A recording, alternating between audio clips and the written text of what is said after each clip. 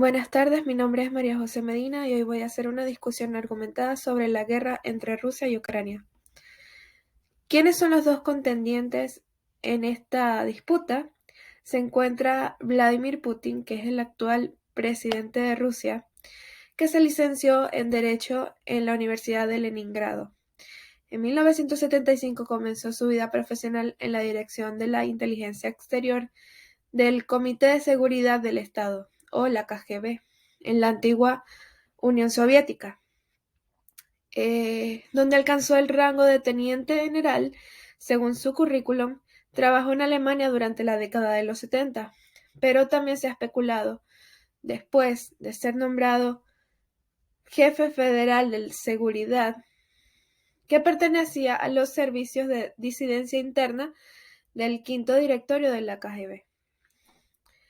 La investidura del presidente Putin se produjo el 7 de mayo del 2000. Designó como primer ministro al ministro de Finanzas Mikhail Kasyanov. El primer gran desafío a la popularidad de Putin se produjo en agosto del año 2000, cuando fue criticado por la supuesta mala gestión del desastre submarino de Kursk.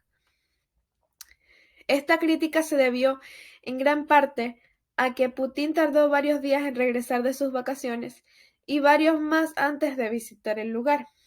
Entre 2000 y 2004, Putin emprendió la reconstrucción de la condición empobrecida del país, aparentemente ganando una lucha de poder con los oligarcas rusos, llegando a mantener la mayor parte de sus poderes, llegando a un gran trato con ellos, a cambio de su apoyo explícito y alineamiento con su gobierno. Por otro lado, el presidente Volodymyr Zelensky es un actor y político ucraniano que es actual presidente de Ucrania, siendo el sexto presidente de su país, y desde su independencia en 1991. Zelensky obtuvo su licenciatura en Derecho en la Universidad Nacional de Economía de Kiev. Creció con el idioma ruso como lengua materna en Kryvyi Rog, una importante ciudad de Oblast en el centro de Ucrania. Antes de su carrera política fue actor y guionista, productor y director de cine y televisión, y creó la productora audiovisual de Kartal. Contenido cinematográfico, televisivo y así como también ópera y estudio de animación y organizadora de conciertos. Anunció su candidatura para las elecciones presidenciales en Ucrania de 2019. En la noche del 31 de diciembre del 2018, opacando el discurso del fin de año del presidente Petro Poroshenko en la víspera del Año Nuevo en el canal de televisión 1+1.7. 6 meses antes de que Zelensky anunciara su candidatura, ya era uno de los principales candidatos en las encuestas de opinión para las elecciones. Zelensky ganó las elecciones con el 73.22% de los votos en la segunda ronda y derrotó al titular Petro Poroshenko. ¿Cómo se originó el conflicto? El conflicto tiene su origen desde hace más de 30 años, cuando en 1991 se disuelve la Unión Soviética y sus territorios se convierten en repúblicas independientes. Una posición reforzada de Ucrania con la OTAN, que implica la pérdida directa de la influencia de Rusia sobre este país. También ocurre al contrario, un triunfo para Rusia y una pequeña derrota para la Unión Europea. La OTAN, mientras tanto, no ha acogido a Ucrania para ser uno más de los aliados, algo de lo que el país aspira y que desde Moscú no se ve bien o con buenos ojos. En 2014 esta rivalidad va un paso más allá con las protestas en las calles de Kiev de miles de ucranianos y proeuropeos en contra del presidente Viktor Yanukovych, más afín a las ideas de Kremlin. unos enfrentamientos que acabaron con la huida de Yanukovych.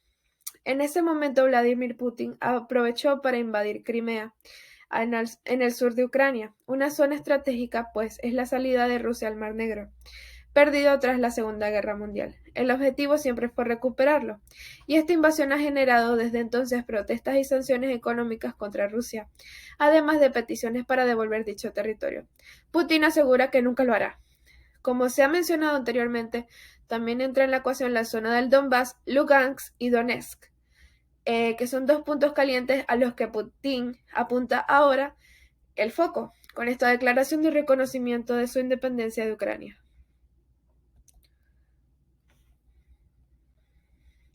En 2014, meses después de las manifestaciones del Euromaidán, que exigían al gobierno en turno continuar con los acuerdos de adhesión y de libre comercio con la Unión Europea, Rusia lanzó una intervención militar a la península de Crimea, un territorio que pertenecía a Ucrania desde 1954, bajo la figura de República Autónoma, que usó de pretexto para salvaguardar a los habitantes prorrusos de Crimea. Con la ocupación militar tomando los principales edificios del gobierno, en marzo del 2014 se llevó a cabo un referéndum por parte de las autoridades afines a Rusia, en el que se decidió la anexión de Crimea a la Federación Rusa. Como respuesta, el gobierno de Ucrania, junto con la OTAN y la Asamblea General de las Naciones Unidas, han tildado de ilegal la anexión desde entonces y exigido a Rusia poner fin a la ocupación de Crimea. No obstante, el ejército ruso ha mantenido presencia permanente en la región, que ha crecido en los últimos meses junto con la movilización de más de 120.000 efectivos en distintos frentes con la frontera con Ucrania. El 21 de febrero de del 2022, Rusia dio el siguiente paso en las hostilidades para reconocer la independencia y la soberanía de Donetsk y Lugansk como repúblicas populares. Se trata de un par de territorios en la región del Donbass al este de Ucrania, con afinidad prorrusa, que han sido el epicentro de un conflicto armado que enfrenta a grupos independentistas prorrusos contra el gobierno ucraniano desde abril de 2014 y ha cobrado más de 14.000 víctimas mortales desde entonces. Los grupos prorrusos aparecieron tanto en Donetsk como en Lugansk en 2014 como un movimiento reaccionario a las manifestaciones europeístas del Euromaidán hasta el derrocamiento del presidente prorruso Viktor Yanukovych, y se levantaron en arma para proclamar ambos territorios como repúblicas populares ante la resistencia ucraniana. Con el reconocimiento de la República Popular de Donetsk y la República Popular de Lugansk, Rusia se retira definitivamente del Protocolo de Minsk, un acuerdo de 12 puntos que tenía como objetivo poner un alto al fuego a la guerra del Donbass y dotar de cierta autonomía a la región.